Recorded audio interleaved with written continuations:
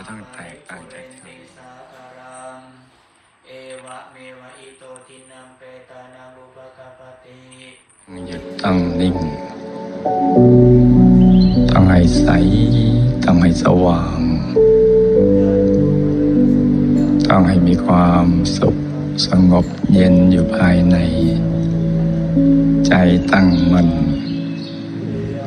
นิ่งนุ่มเบาสบายอยู่ข้างในรับทุกกายเพราะฉะนั้นไม่ใช่เรื่องปกติธรรมดาทั่วๆไปดังนั้นเวลาที่เหลืออยู่ก็ประคองใจให้หยุดนิ่งนะจ๊ะต่างคนต่างนั่งกันไปเงียบ